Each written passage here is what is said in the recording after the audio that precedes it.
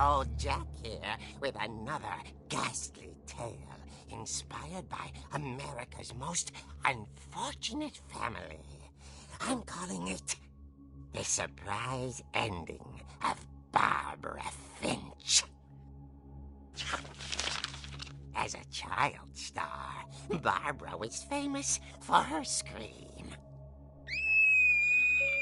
Now at 16, she was all washed up, a has-been. But in a lucky break, she'd been asked to perform her signature scream at a local convention for monster movie fans. It was just the boost her career needed. Unfortunately, her scream hadn't aged well. Getting better. I think you just need the right motivation. Her biggest fan and current boyfriend, Rick, was about to demonstrate when... Now that was a great scream. It was Barbara's father, Sven. He'd slipped into a table saw and had to be rushed to the emergency room. So Barbara got stuck babysitting her youngest brother, Walter. Her convention comeback was canceled. Okay, I'm hearing frustration, but I'm not hearing terror. What if I tried... A gang of hoodlums in Halloween masks have been terrorizing Orcas Island tonight. Police are urging residents to... That came from the basement. You're right! Also, I loved your delivery on that. Why is your basement door locked? Because my dad likes making puzzles and secret passages. There's a key hidden in the music box. The secret is to keep winding and winding until finally the key pops out. Thanks, babe. I'll be back in a sec. 20 minutes later, Rick hadn't returned. So Barbara went to look for him, right on cue. She reached for the music box. And as she wound the key, she listened for Rick, but the house was silent.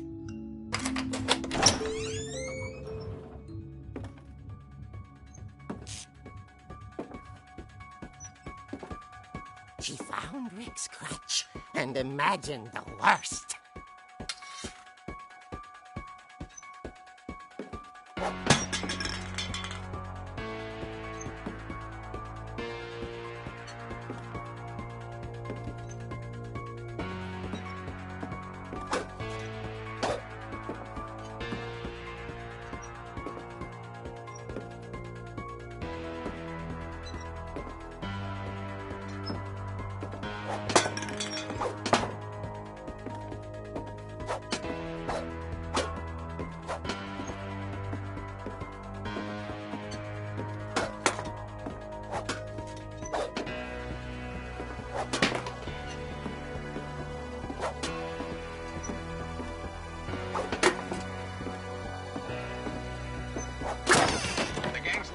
Infamous Hookman killer, Dr. Carl Hamill, who impaled and then ate his family 10 years ago tonight.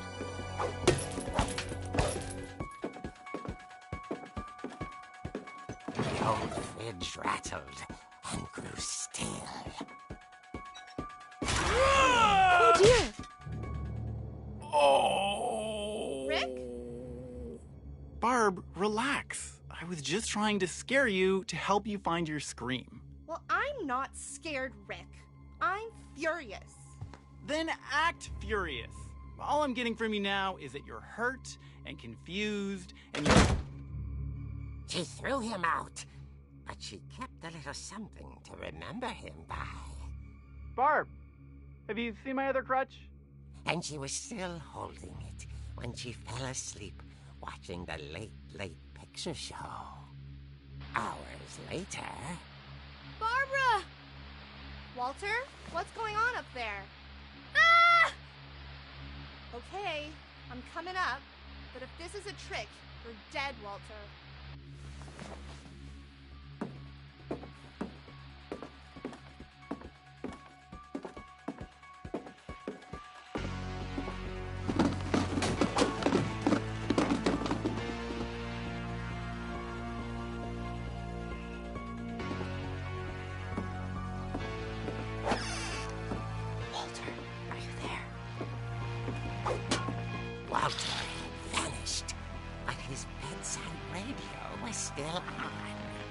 Rikers Island police describe the man as 6 feet tall, with a steel hook for a hand.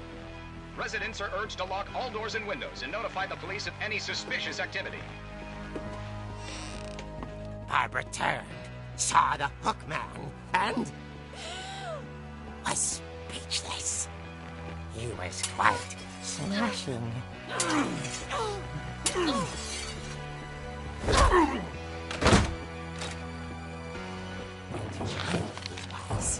He couldn't get enough of Barbara. Okay, Barbara. That night, she played her part beautifully.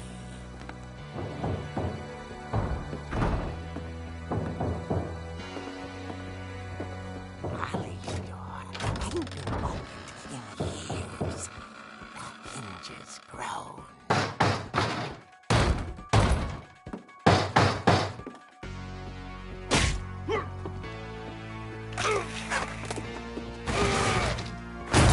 He wasn't moving, but she sensed the story might not be over yet.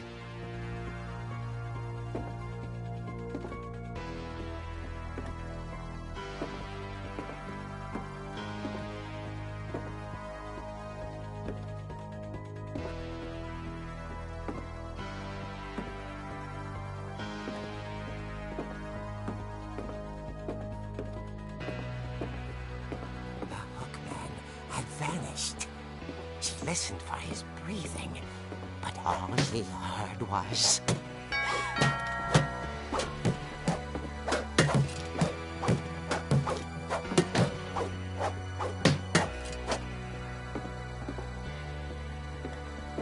Someone at the door was dying to speak to young Barbara.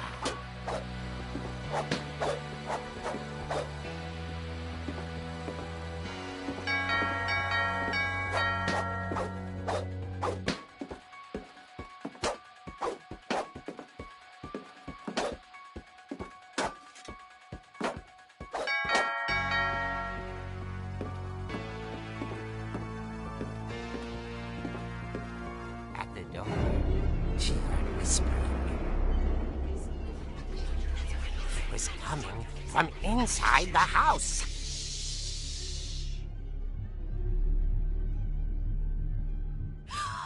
Oh dear. The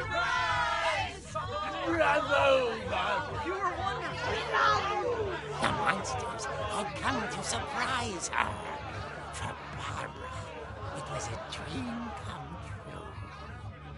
Then she saw what kind of monsters they were, and she realized what was about to happen. She was going to be famous. And with her final breath, Barbara Finch gave the performance of her life.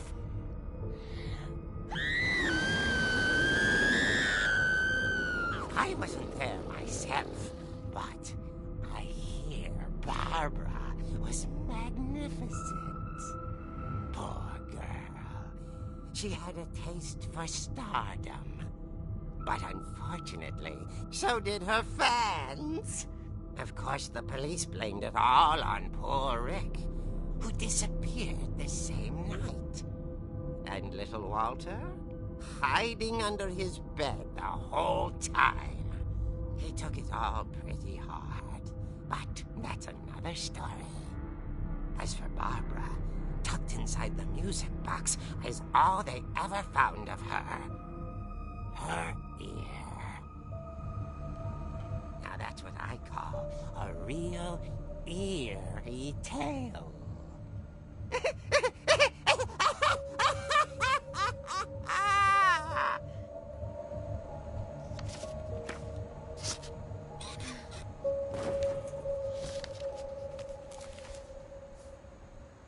Edie told me all Barbara wanted was to be remembered, as absurd as that comic was. Maybe what Edie saw was a happy ending.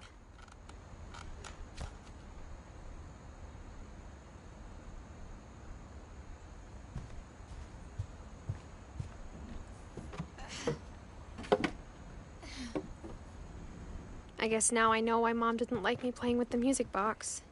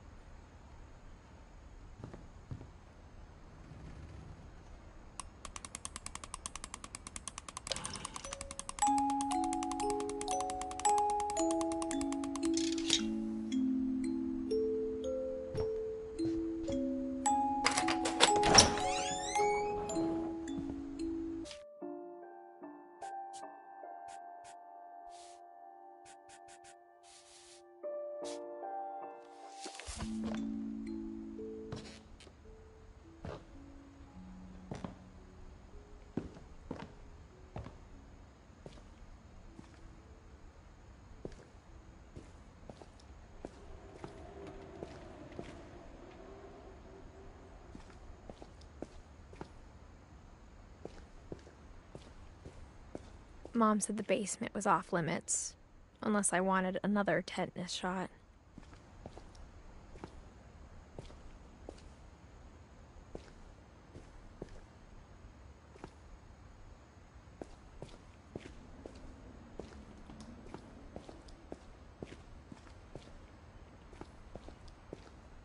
I saw Edie sneak down to the basement once, carrying packages.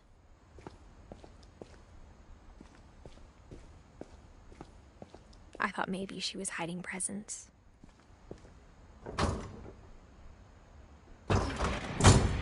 It turned out she was hiding a lot more than that.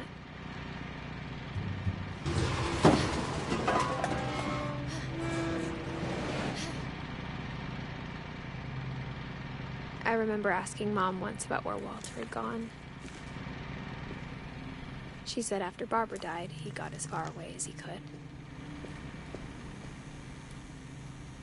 If there's a pattern in all these stories, I think it's that none of us has gotten very far.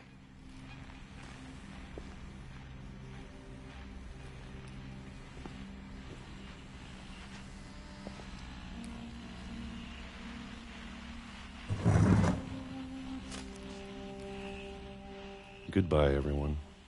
I can't believe I've been down here for 30 years. On that first day, after the shaking started, I didn't think I'd survive a week.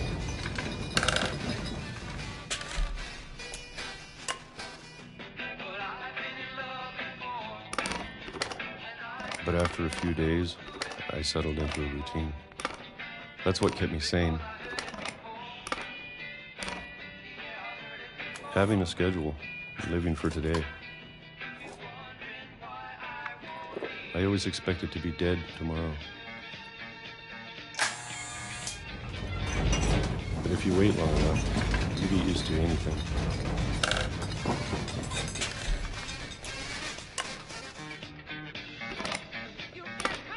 Even a monster on the other side of the door starts to feel normal. Almost friendly.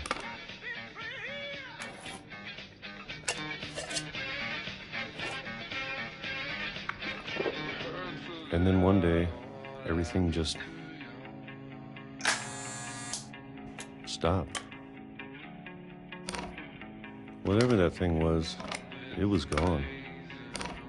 Maybe it got tired of waiting. Or maybe I just got tired of being afraid.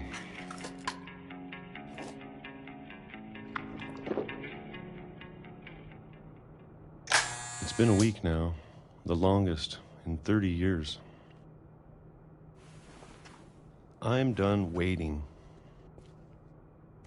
I have to leave while I still can.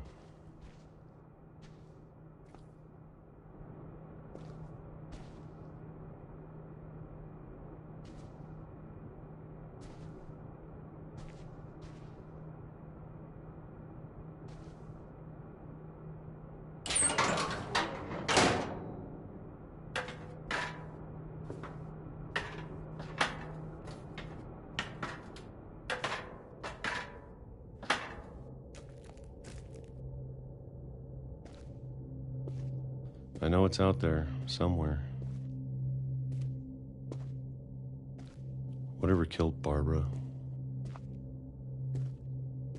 and Molly and Calvin.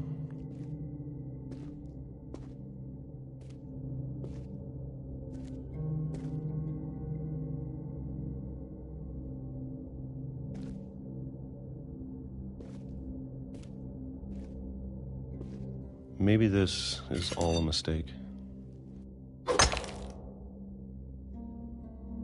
But I need to stop living the same day, even if it kills me.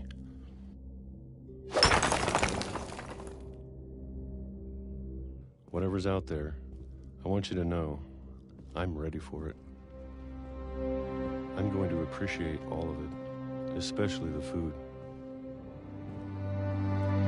I don't mind if I only have a year left, or a month, or a single week. I'd be happy with one new day. I can already imagine the sun on my face.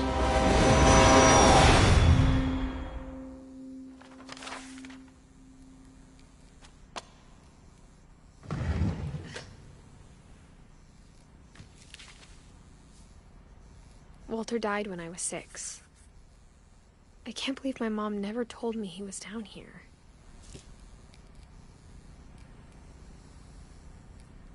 I'm sure my mom was trying to protect me.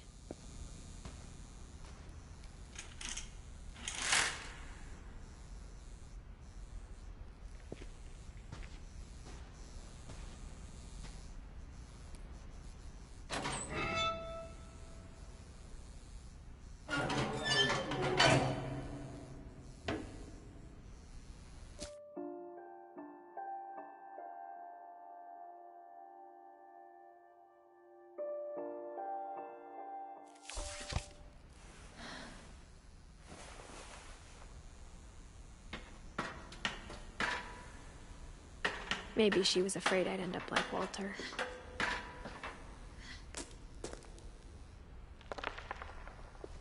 But if she never told me about an uncle under the house, I can only imagine what else she was hiding. I don't want to make the same mistakes she made. Trying to bury something that's still alive.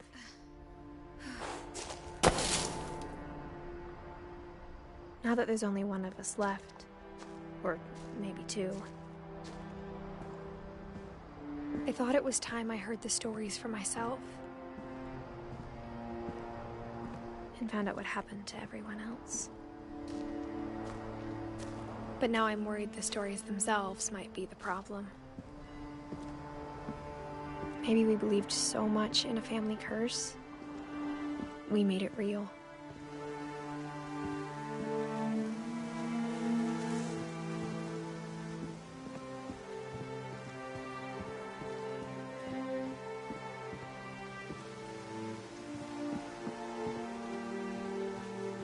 I don't know if I should even be writing this.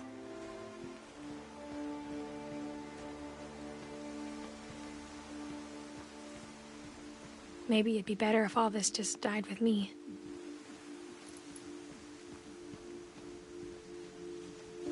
But I thought you should know about your family.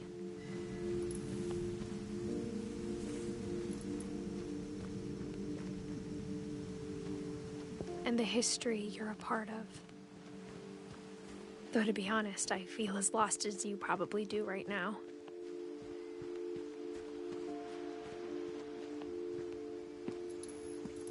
I think the people in these stories believed them, for what that's worth.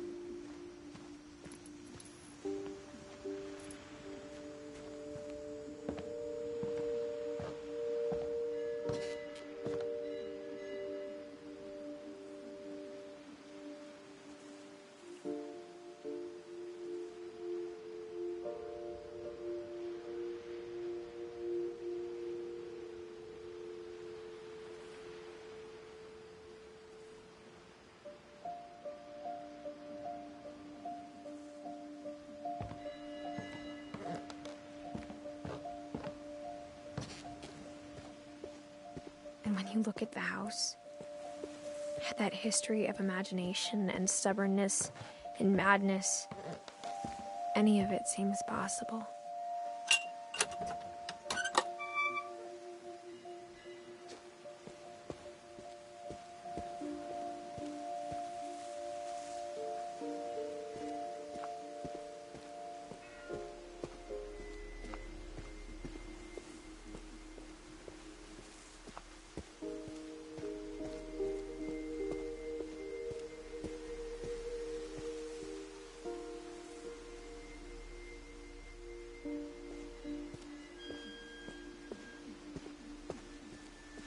think we've been surrounded by death for so long, we've just gotten used to it. What kind of family finishes building a cemetery before starting the house?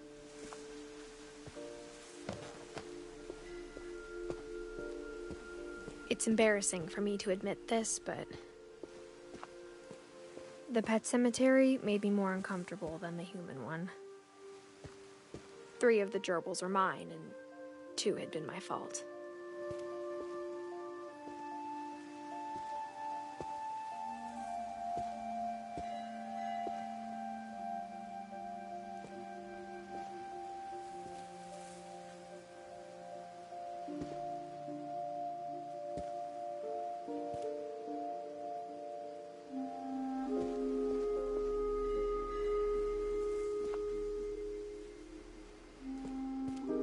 Sven built the house, but it was Edie who designed the cemetery.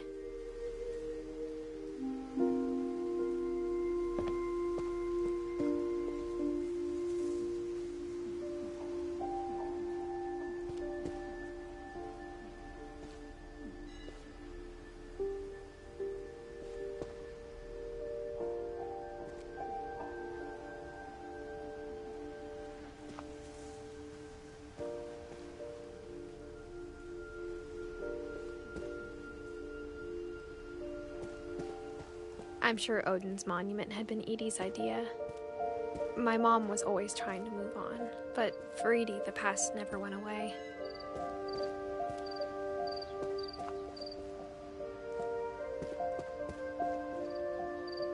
She could see it poking out of the water at low tide.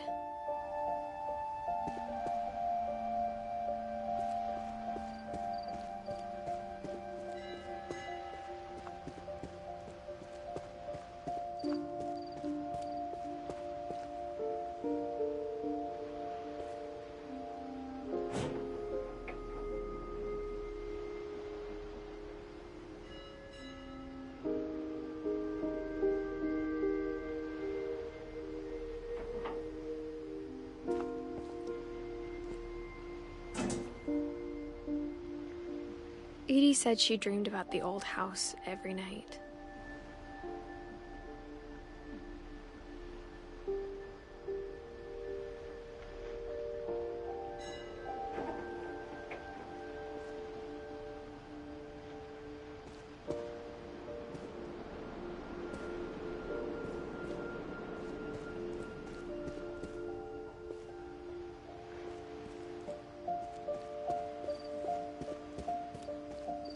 Edie's side was always easier for me to understand.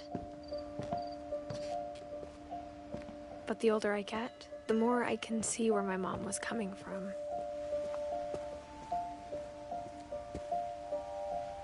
Her dad had been pretty strict, but it wasn't enough to save her brothers. She was just trying to do better.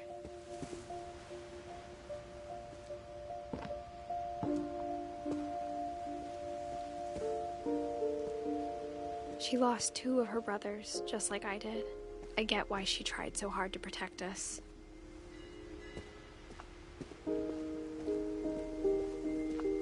There's so many things I wish I could ask my mom now. Part of me thinks this is what she wanted all along. For me to come back someday and find everything out for myself.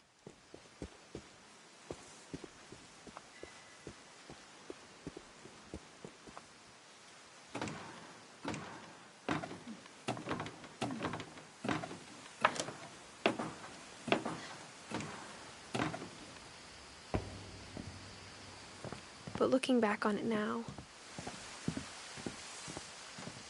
if she told me there was going to be so much climbing, I never would have come when I was 22 weeks pregnant.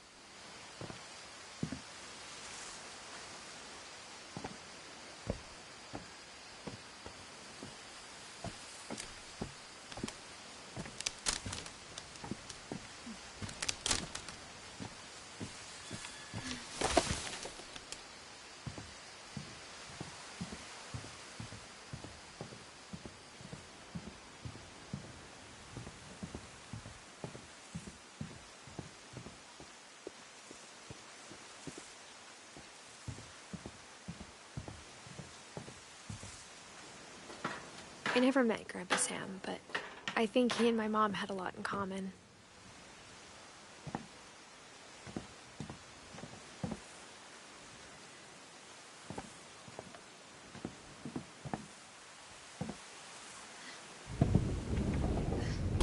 They were both pretty intense.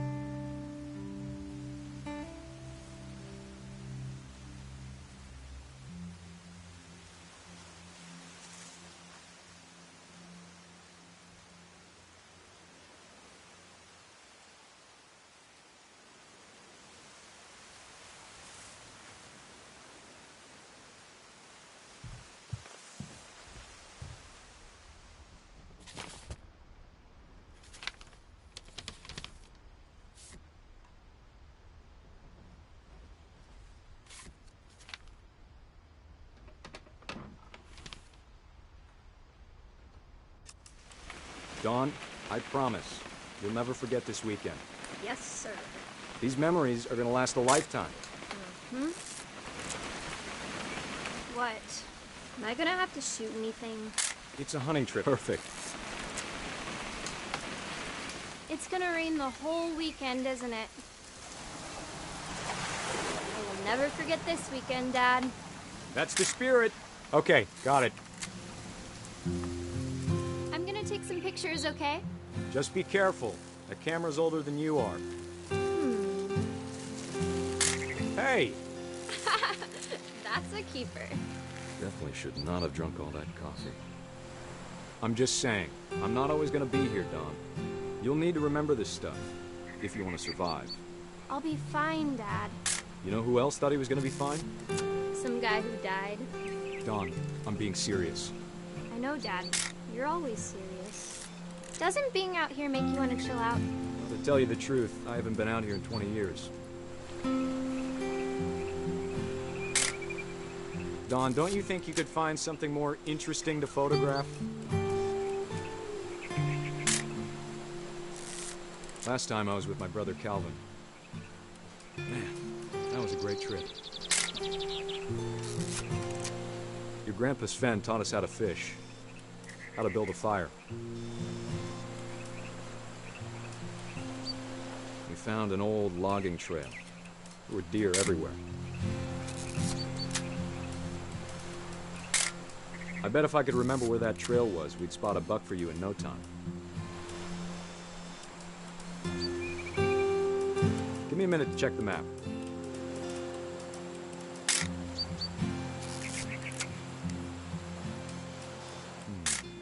You don't need to waste any more film on me, kiddo.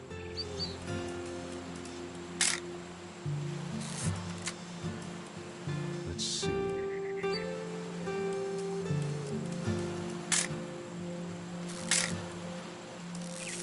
Maybe.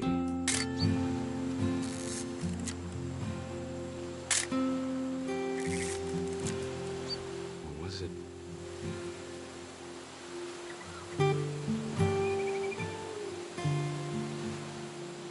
Could have been.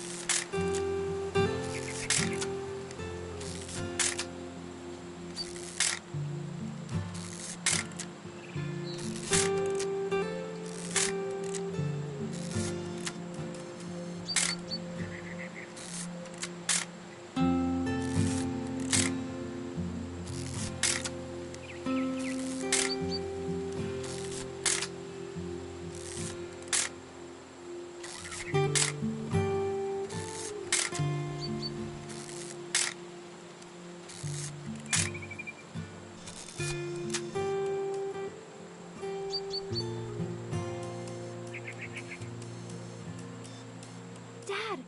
Good eyes, Dawn. Before you take the shot, let me get a picture of you.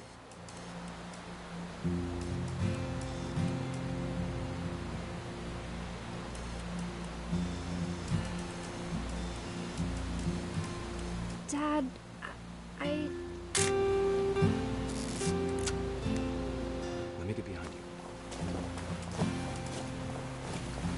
Do I have to do this? Dawn, you don't have to do it.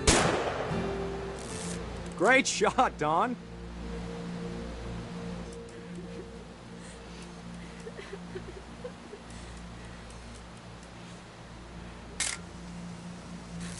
I'm proud of you, Dawn. Always remember that, okay?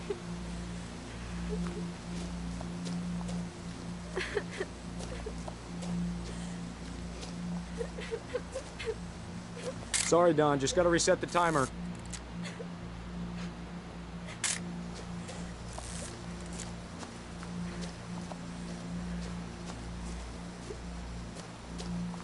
Dad, it's twitching. I think That's it's totally so... normal, Dawn. Just focus on the camera. Try not to think about... Dad!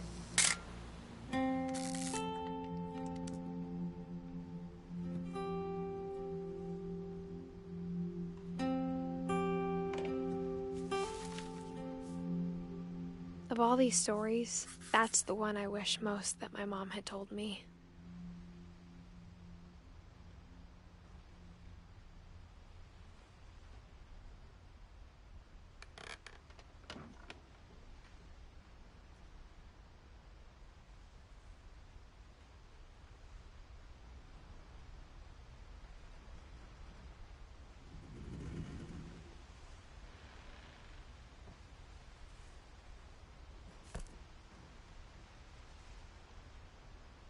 Sam spent his life shooting photos, but Mom said he got nervous being in front of the camera. I guess we're all afraid of something.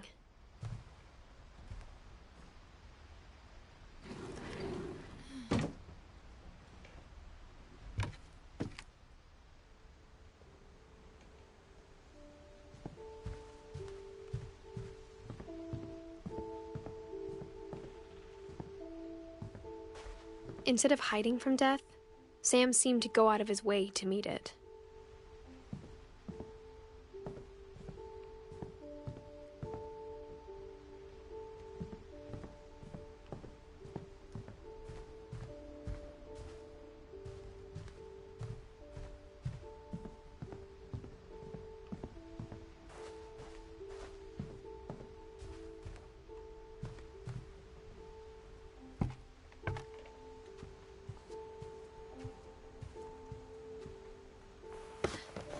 After Sam died, my mom and Edie got really close. They'd both lost a lot.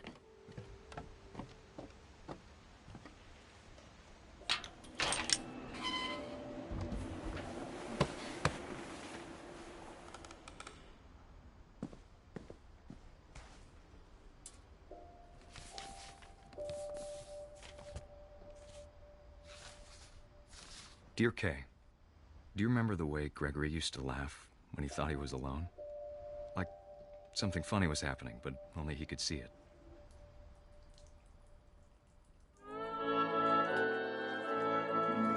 I think he saw things the rest of us don't.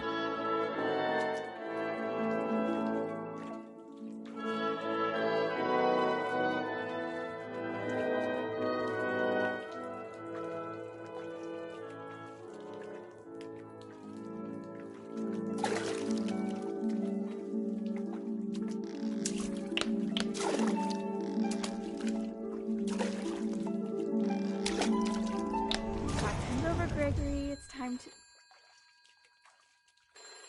Hold on, sweetie.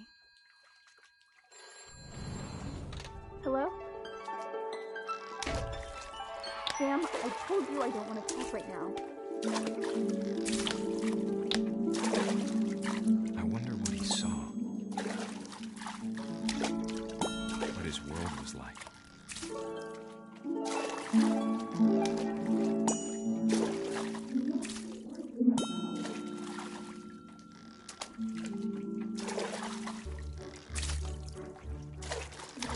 reminded me so much of Calvin. Lost in his imagination.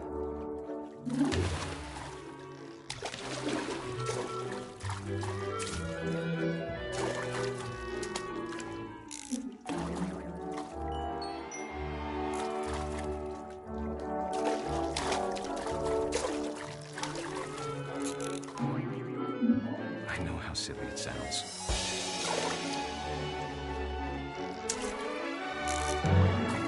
But I worried about a baby being too happy. I can feel her slipping away. Sorry about that, Gregory. I know you did everything you could. Maybe if I hadn't called that night.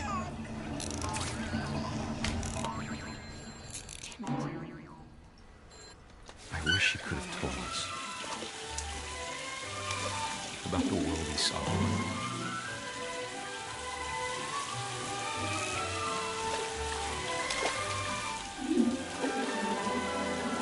There's so much I don't understand about Gregory, about everything.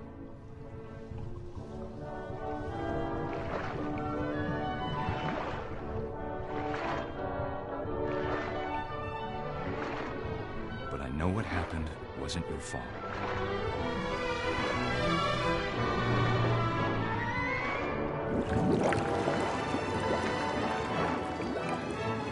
I'm sure he's happy. And he'd want you to be happy too. Good luck, Kay. Love, Sam.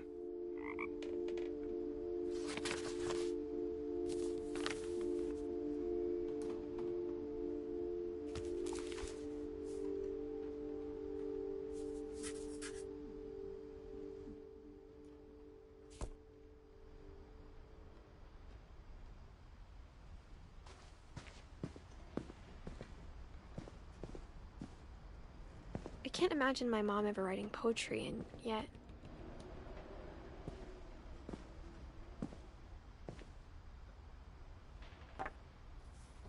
A poem for Gus, who always said the wedding was a bad idea.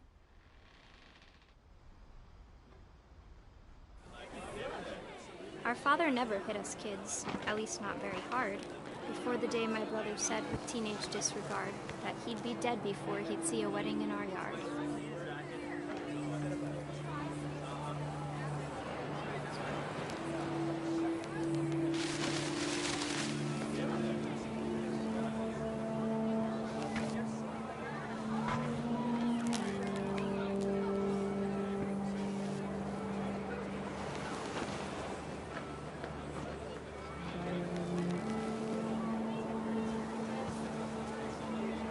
My father made him come, of course, but Gus stood far apart, just flew his kite and bottled up the storm inside his heart.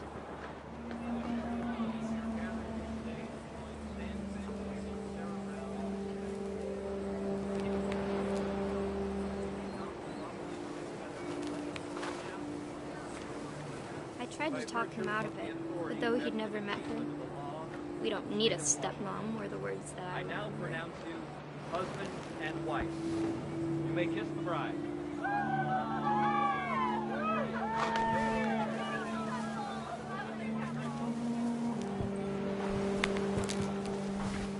When the time for photos came, Dad ordered him to come here. But Gus declined, and as a sign held up his middle finger.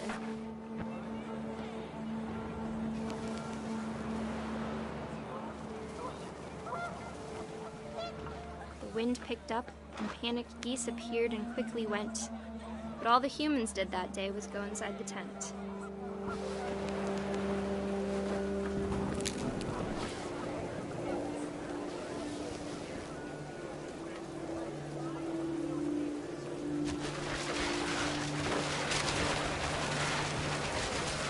The rain came down in buckets then, but no one seemed afraid that nature might destroy the tent our dad had crudely made.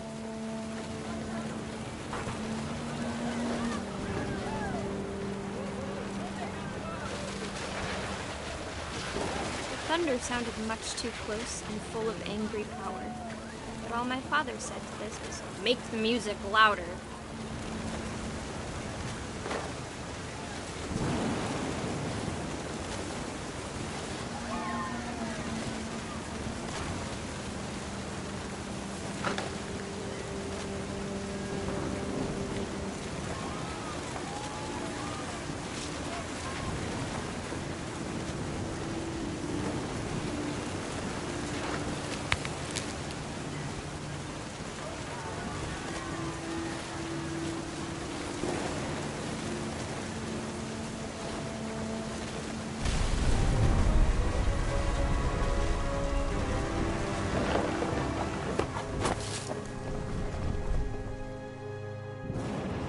I wish that I could truly say I thought about you on that day.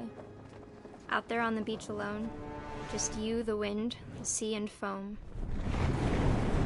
But I didn't, until we found you.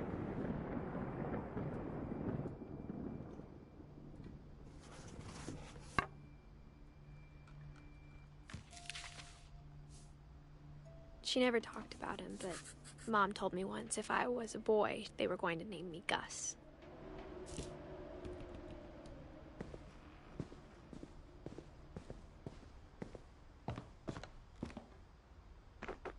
My mom moved up to the loft after her brothers died. At the time, it was as far away as she could get.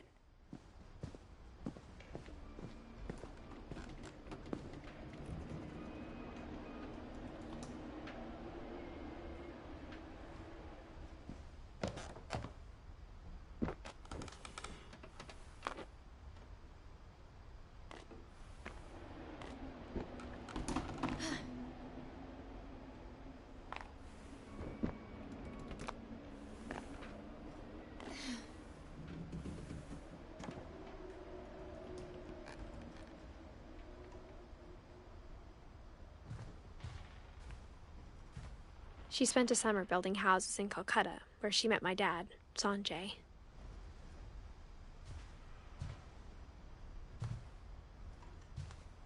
Religion was another thing my mom never talked about, but I think it helped her a lot after her dad died. My mom moved to India a week after graduation and got a job teaching English.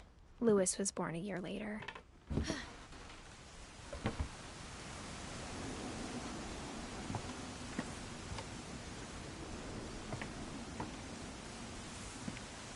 When my dad died, I don't think Mom knew where else to go. I'm sure Edie was happy to have her back.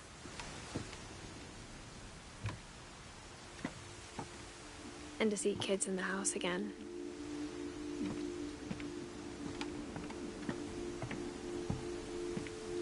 The house had to get a little bigger, but Edie was used to that.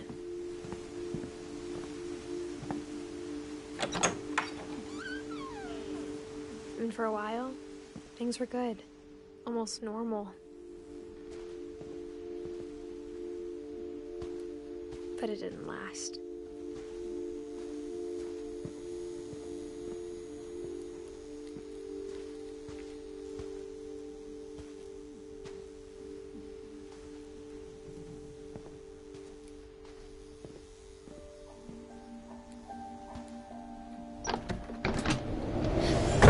The beginning of the end was Milton's 10th birthday, when Edie gave him a castle.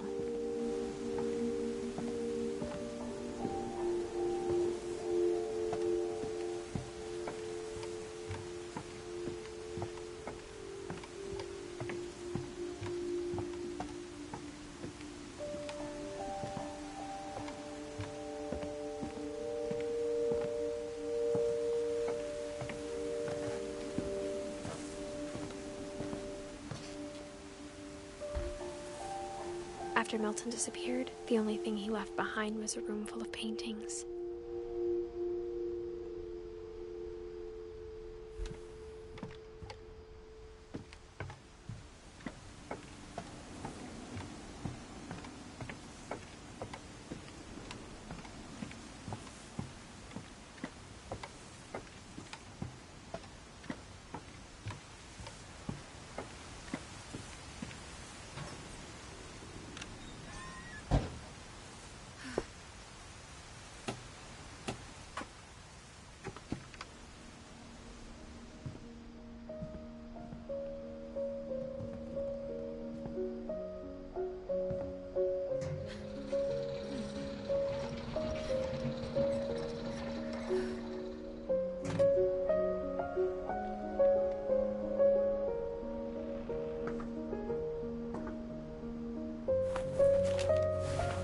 Milton Finch in The Magic Paintbrush.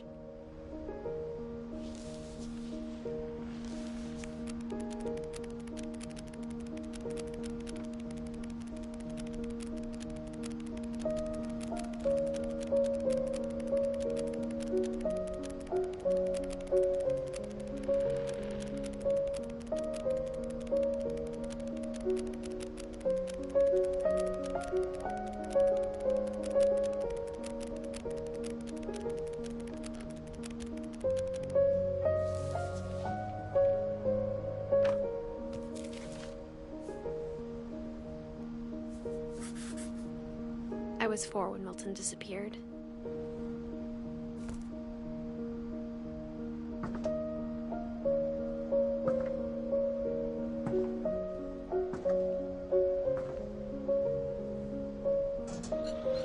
Mom spent months searching for my brother.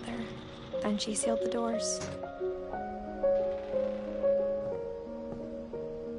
Whatever Milton had found in the house, Mom didn't want it getting out.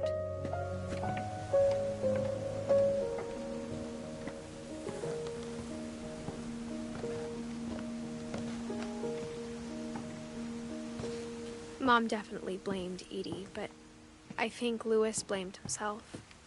After he graduated, he just spent more and more time in his room. Until Mom got him a job at the cannery. Everyone always told me to stay out of Louis's room. Except Louis.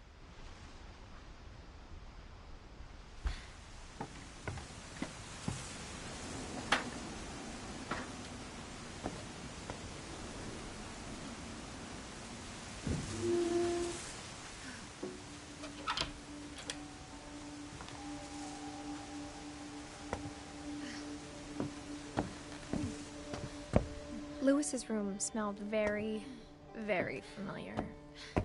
That part of him lived on.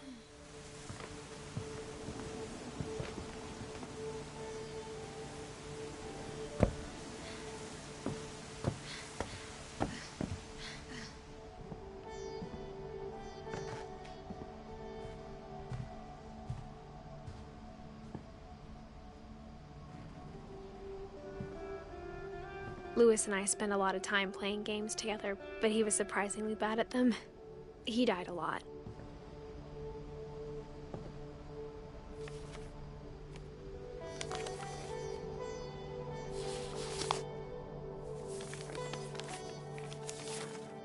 Dear Mrs. Finch, as Louis's psychiatrist, I can understand your desire for an explanation. As I see it, the trouble began in January, shortly after we convinced your son to seek treatment for substance abuse. Newly sober, I believe Louis first noticed the monotony of his daily life.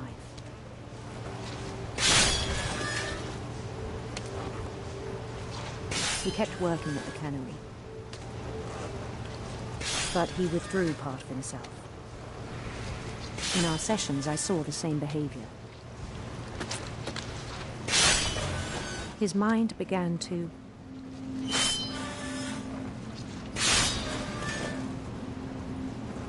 wander.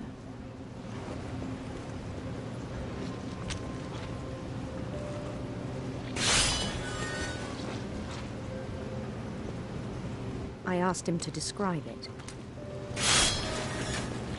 He said he started small, imagining a labyrinth.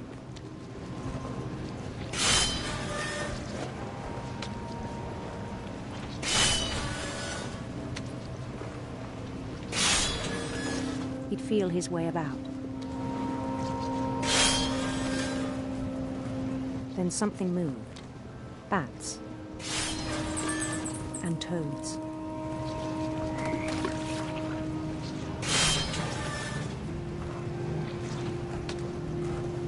And things that have not names. He knew it was all in his head. But he took it very seriously. I had hoped he'd find himself.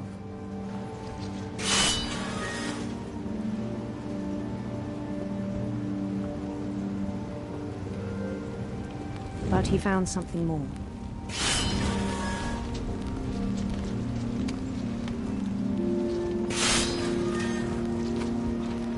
I I worried about him then.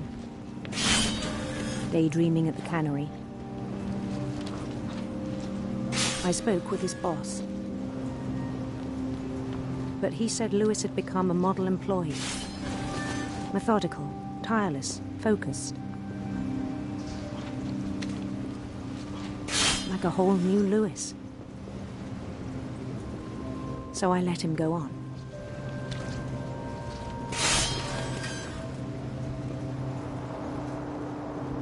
I even encouraged him. It seemed very promising at first.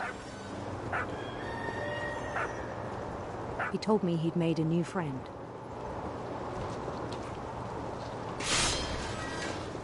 On the edge of a city he named Lewis Topia.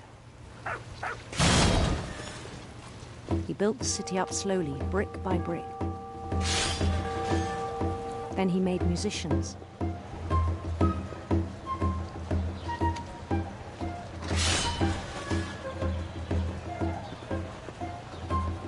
And songs for them to play. He talked about starting a band. And he was always humming something. Every day his imagination grew stronger.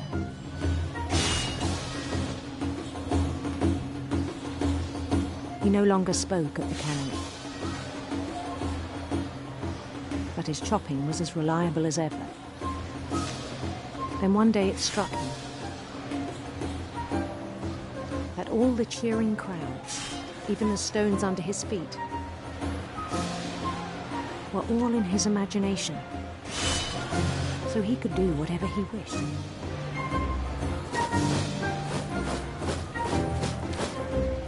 He held an election for mayor. And he won. They begged him to stay, but his mind was already wandering. It became a game for him.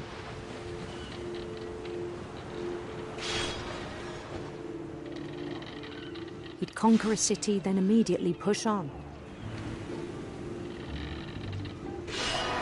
New Louisville.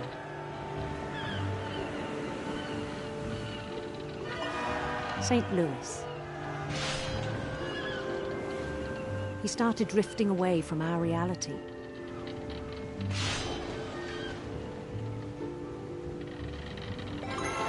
Minneapolis, until one day he forgot to go home from the cannery. Even as his mother pleaded with him, part of Lewis kept sailing on.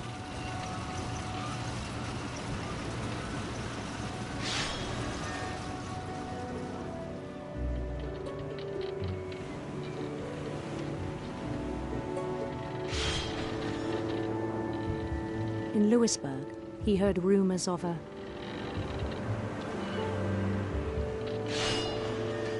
handsome queen.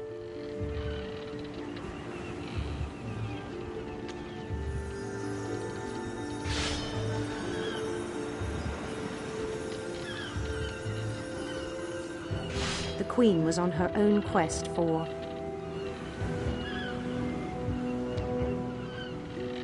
sinister serpents.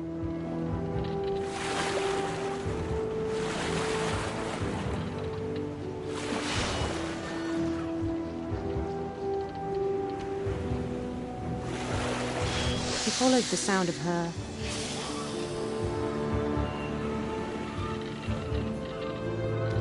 silver harp.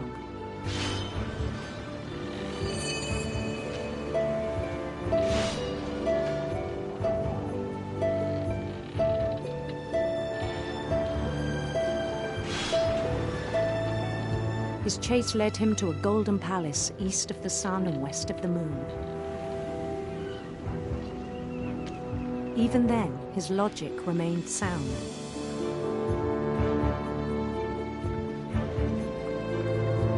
He knew the world was all in his imagination.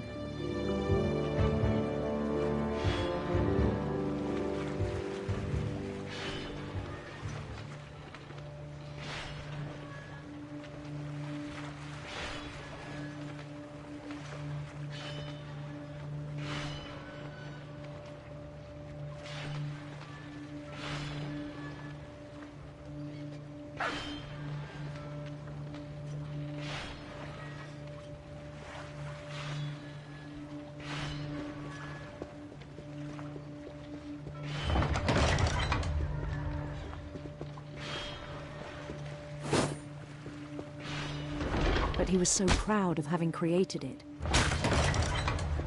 In his own eyes, he'd become something greater than a king.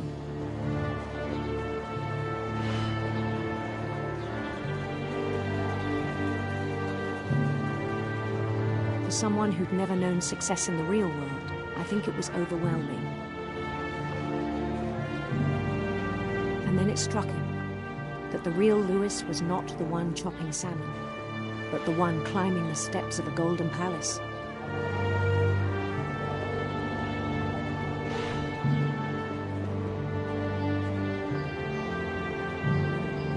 My imagination is as real as my body, he told me. It was hard to argue with him.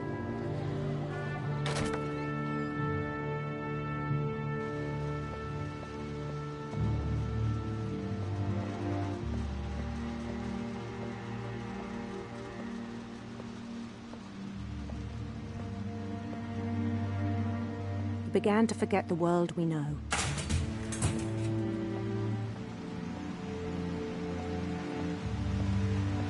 I think it pained him to remember Louis, the cannery worker.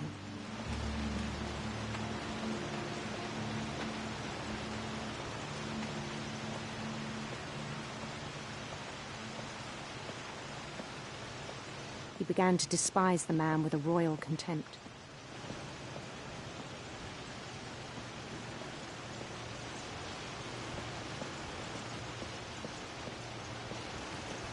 I still thought I could save him.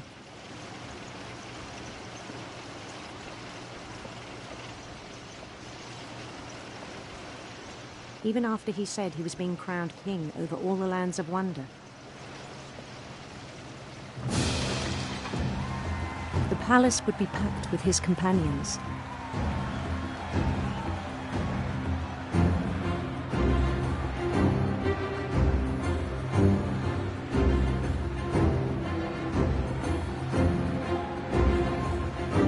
Including the wise Calico who'd insisted on advising him.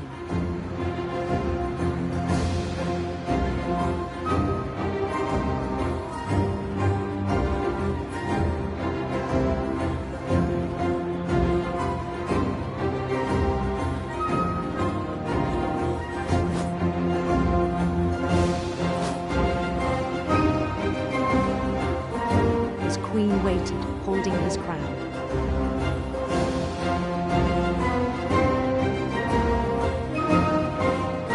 There was only one thing left to do.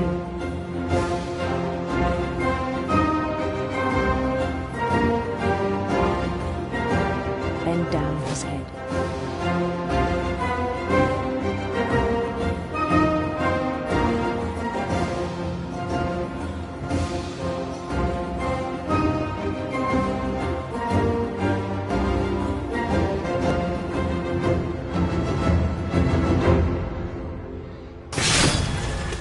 I think you know.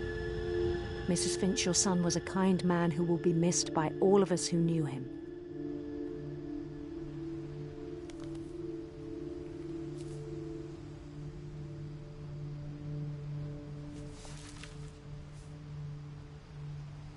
My brother was really cool.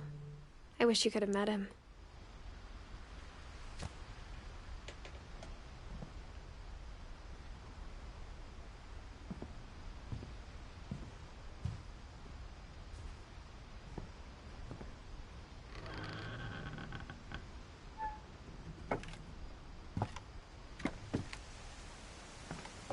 On the way back from Louis's funeral, my mom told me to start packing. She waited until the day before we left to tell Edie.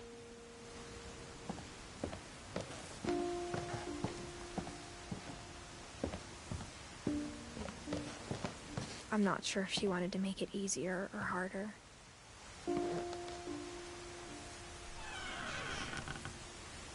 I wish we'd stayed.